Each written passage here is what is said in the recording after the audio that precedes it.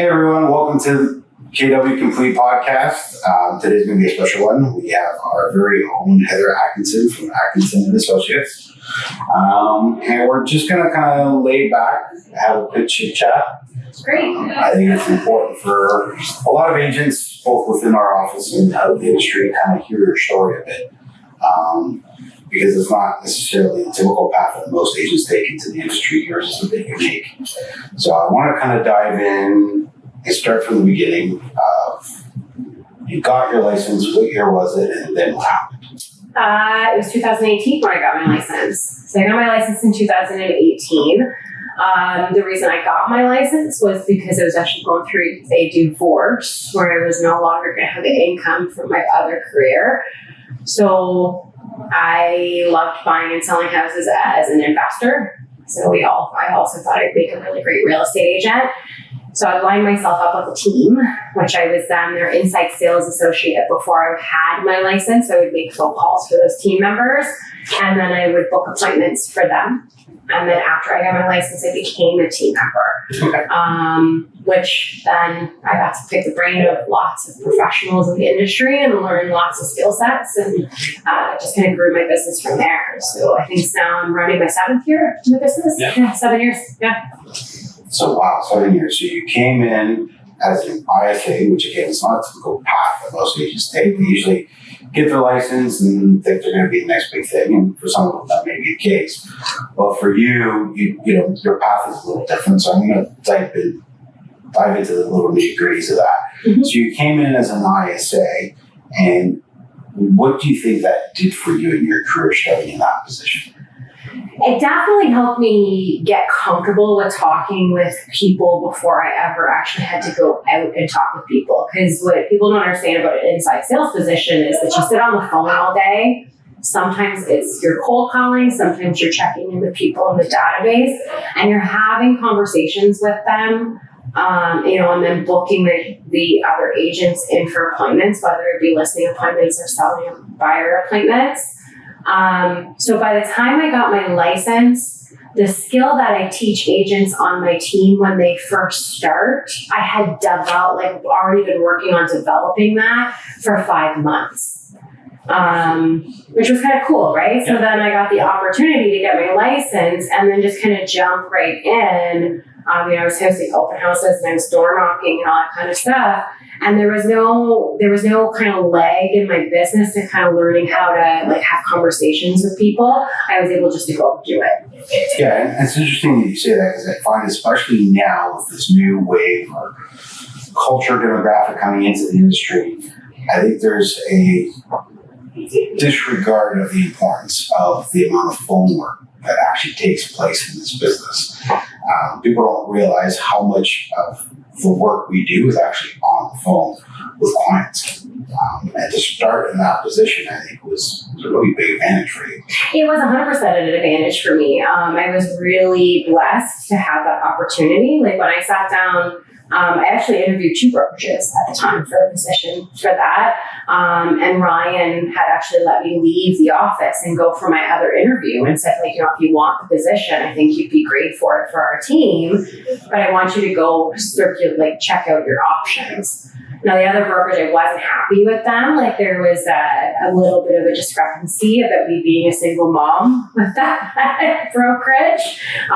Whereas Ryan was happy to teach me as many things as possible, and then be able to kind of grow my business. So I was really blessed to kind of walk into an opportunity that I don't think that most people would have taken, but I was happy to take it. Well, true, but I think you just kind of also said it. You're grateful for the opportunity, so you took it.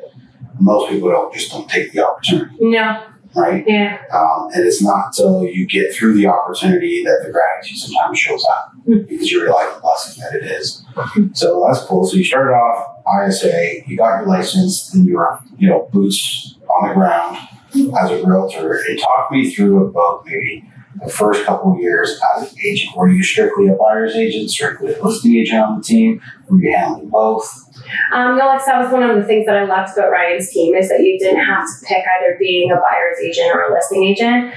But let's be honest, in my first year of real estate, I dealt with more buyers than I did sellers because that's just kind of the natural flow of things when you first get your license.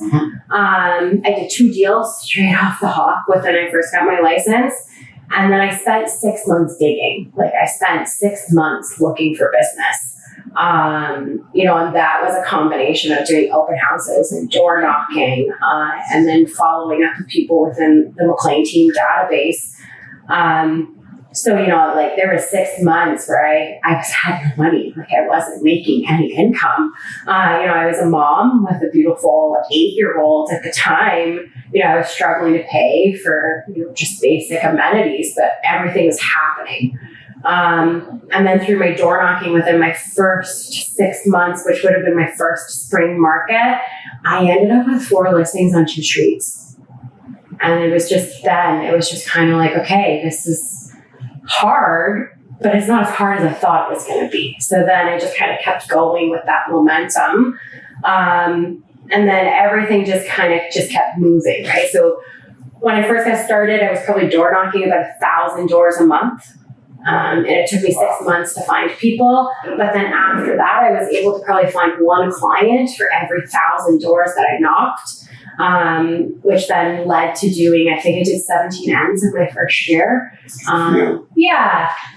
And that was through open housing too. That was the other avenue that I kind of took that I found was really prosperous for me. You just gave us a whole bunch of stuff that I think if I don't repeat it, people aren't going to pick up on the importance of it. And the first one is that you went at this, on a team, but yet you still were generating your own leads. You were knocking on doors and you were working the team's database, of course, but you still were doing other forms of lead generation. And I think there's a real misconception in the industry that if you join a team, everything is going to be given to you. And yet you went out of your way and still generated your own leads. I see that misconception that people have about teams. It actually makes me laugh. So ironically for me, because like you said, my journey is not really the same as most, is I've never been a solo agent. In my entire career, I have never been a solo agent. So I started as an inside sales associate on a team, then I became a team member of that team, then I became the director of sales of that team, and then I started my own team. So I've never not been on a team. Or owned my own team. And the whole reason why I never did is it's not because after 2 years in, when I was like generating enough business, I had built my own little database within that database that I couldn't have taken it and still went and ran with it. It was the fact that I like to surround myself with people who are like-minded like me, people who are going to push me to do better, people who I can help to push do better. And it's the whole thing about joining a team. If you're joining a team because you just want the leads, you're in it for the wrong reasons. Bingo.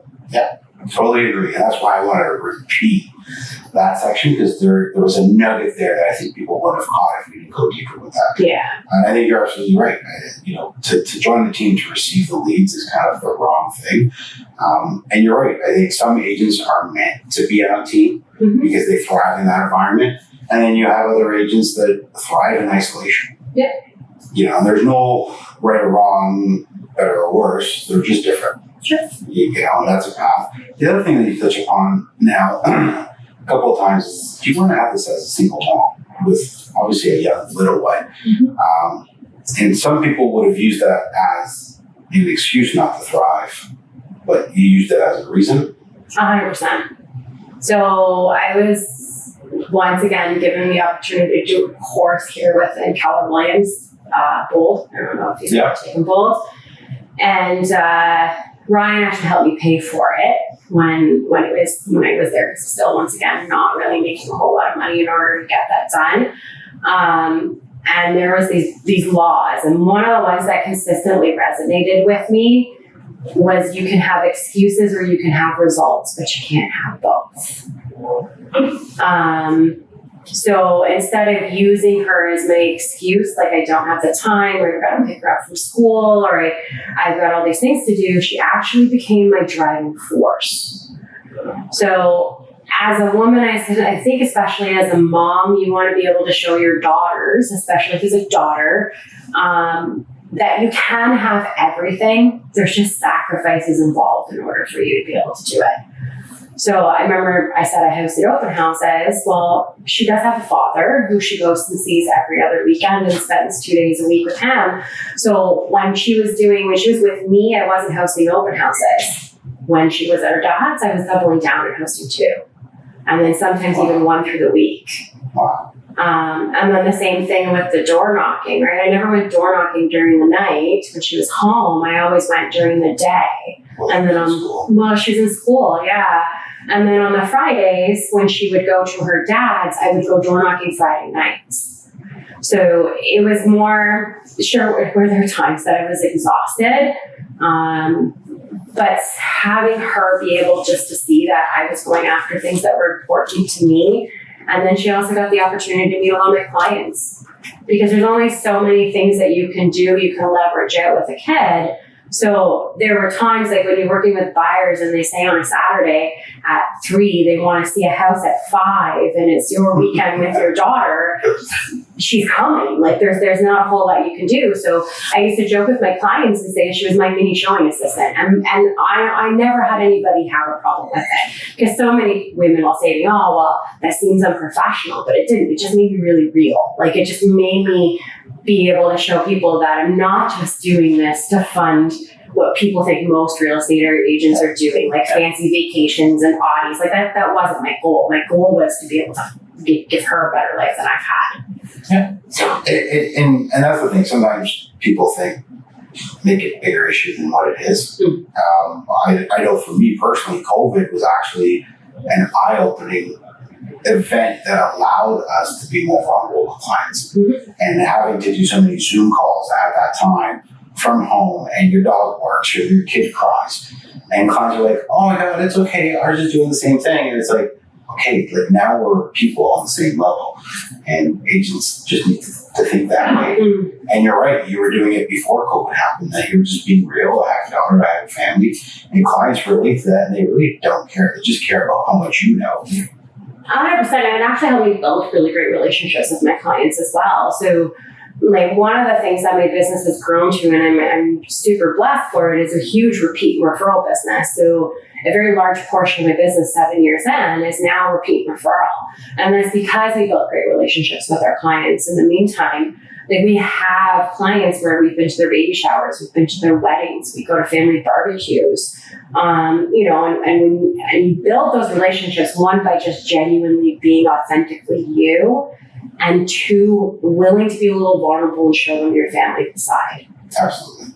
So by Sophie being under tow for many times, she has had that opportunity to just kind of be able to show that I'm also a mom and a businesswoman. And one of my favorite clients, actually, they just won our Mother's Day giveaway. My daughter now babysits for them. Isn't that cool? Right? So that's really cool. It is very cool, right? That's awesome. So yeah, I mean that's incredible. So you did that as a single mom, agent, boots on the ground, and then you became the leader of the team that you joined. How soon after you got your license did that happen? 3 years. 3 years, wow. 3 years, yeah. So I was a COVID agent. Well, not really. I got my license in 2018. 2019 was my full year. And then 2020 happened. That's scary. I was going broke. And then 2020 and 2021 was clearly a very good year. And I had, once again, another opportunity come my way to start my own team. And I took it. Now let's talk about your team. So where your career is now, for those people that aren't familiar with your team, geographically, where are you predominantly trading, and what sort of volume is your team doing in this market? So the team is made up of right now myself and one other agent. So Lexi Vanderwerf is on our team, my team as well. So it's just myself and one other woman. That being said, to this date, we're doing about, between the 2 of us in the last 5 months, we're sitting at 21 deals as of now. We cover a pretty broad area, but the 2 areas we mainly cover would probably be Haldimand County and Hamilton. Now with me being originally from Haldimand County and moving back there not too long ago. We do quite a bit in Caledonia and Hagersville, Jarvis, Cayuga, and then a lot of the surrounding areas. And then I've lived in Hamilton for nearly 23 years. I should just age myself. It's okay. So we get quite a bit of business here in the city of Hamilton. We also go as far as Niagara, Brant, and we occasionally will cover parts of Mississauga and Burlington. But most of it is Haldimand, and you'll dip here and there in the surrounding areas. Yeah. Fair enough. You do have one licensed agent, but I also understand you also have admin help. But talk to me about that. Yeah. So I am an expansion team of a company called Powered by Icon. So I have an entire admin staff through that organization. So I have an assistant, and then we have like 3 virtual assistants, who just look after all of the stuff for us in the back end. I genuinely wouldn't know what I would do without Laura. So Laura is our admin. She clearly gets my personality and actually usually fixes things before I know there's a problem. And then I have these other teams that I can collaborate with as well in other locations. And we all get together once a month and discuss what's going on within our teams, how our agents are doing. We also have friendly competition between all these teams because, like I said, you should surround yourself with like-minded people. Top performing team, top performing agent of the month. And then we have guest speakers come in quite often with that organization as well. So I really Now, I'm obviously quite familiar with the expansion team model, and there's different ones out there, but I know many agents just aren't aware of that. Not just within our own brokerage, even in the industry as a whole. Expansion teams is relatively still a new concept for the industry. It is. Right? So I want you to elaborate more on what is an expansion team really? So one of the great things about being on being an expansion team is that some of our costs are actually covered by them by a portion of the commission that we make. No different than the splits that you pay to your brokerage in order to be part of your brokerage, but they go a little more above and beyond.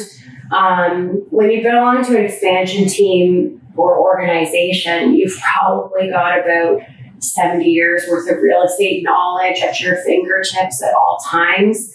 So one of the things that's great about being an expansion is that you never really have to slow down on your business to hire when you grow, because that expansion is growing for you. So when I started my team, so I was already part of that expansion. I was the first team that they ever took on. There was no really big hiccups in my business. So, when you start a new team or you go switch to a new brokerage, you got to get all these new cards made, and you got to do all these things, and you kind of you got to hire a new admin. Train them. They don't work out. You're on to number 2. Yeah, but being part of an expansion, none of those things happen in your business. So although, there are still challenges that you face, like when markets shift and all that kind of stuff, there's really no hiccups in your business because you're not, you've got somebody looking after making you new signs, making you new business cards, running your online ads, making sure that you look like a rock star on social media, because that's what they're doing for us all in the back end. Would it be relative to say that an expansion team is almost like having a hiring agency and a marketing company kind of work alongside you? 100%. Would that be a fair comparison? It would be a very fair comparison, right? And then because it is a partnership too, right? So if there's something that we need or want or we want to do differently, it's just talking to them and getting them to set things up for us and going on the go. Half the things that we do on our team, it's me having an idea and doing something with it, right? Cool. So here you are on top of the world with your own team, with numbers up when most agents have their numbers down in this market. So kudos to you. But I want to dig a little deeper into, because I truly feel this way about any agent. I believe anyone that comes into this industry has a superpower to some degree. Mm-hmm. So what would you say was Heather's natural advantage, your natural superpower that you had? That's a good one. So definitely, like to be able to find clients and relate to them is a pretty empathetic person. Like I'm very good at reading personalities. Also, not afraid of failure. You know, some people won't do something because they're afraid to fail. I regret doing something and thinking what happens if I would have done it. Yeah, so hunger was definitely there, for sure. Yeah. Awesome. Now, on that same note, what stops a lot of agents from succeeding is their weakness. So my question is going to be, what would you say was your weakness, and how did you learn to control it so that it didn't stop you? Sometimes I move too fast. Remember how we said that I come up with ideas and I throw them out there? Sometimes I move too fast. So I tend to be somebody who thinks of these great ideas, and then I'll jump before I really think about what could happen and what could cause issues. How I overcame that is I hired a coach. Okay. And then I also leaned into people with an icon like Andre to help me remind me to slow down, make sure that I'm following my systems. So how I conquered that was making sure that I follow systems. And if there's something new that I want to put into my systems, figuring out how long it's going to take me before it'll show up in my world. Now, that being said, last year was probably one of my hardest years in this business. And it was because I was moving too quickly. Because we were all looking for that answer, right? So we had a great first 2 quarters, and then all of a sudden we just watched our business drop. And instead of just taking a second to figure out what the small problems were, like, was it that we just needed to do more lead gen? Was it that we needed to start focusing on door knocking doors? Did we just need to go back to, we were looking for new solutions. And I was spending money on things I didn't need to spend money on. So it was definitely a learning experience last year. Because remember, I've only been in the business for this my 7th year. So I've never worked in a downturn market as a real estate agent. This is the first one. And what are your thoughts on this market? I think that we're officially just in a market where, you know, it is what it is. There's still people looking to buy and sell. You just need to provide them a really great service. Be genuine to who you are and be transparent. And there's more than enough business out there for everybody who wants it, who wants to go get it. I couldn't agree. I've always been of the opinion that there's no such thing as a good or bad market. A market is a market, and depending on your sellers or buyers' needs, you just have to use a different tool out of your real estate toolbox to help them with that market, whatever that market is at that time. Yeah. Right. So cool. Now, I want to wrap up with some words of wisdom from Heather. What advice would you give to you if you could go back to the day you decided to take your real estate license? What advice would you go back and give yourself? Get over yourself sooner rather than later. You're standing in your own way. And what advice would you give any brand new agent getting into the industry in this market today? Get over yourself, go do the things, and learn the skills. Spoken like a true ID, straight to the point. Thank you very much, Heather. Appreciate you having me on. And like and subscribe, and just listen to our podcast. Come out every other week, I believe, Jay. Every other week, new podcast coming out. So be sure to join us. Thank you.